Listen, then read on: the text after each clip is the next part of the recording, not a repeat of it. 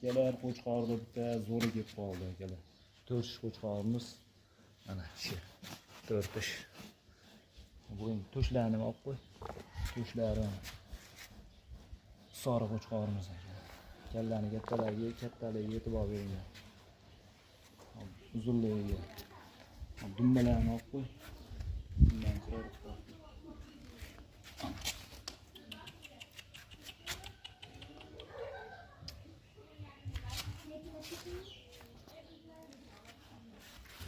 Metrimizni qo'yamiz.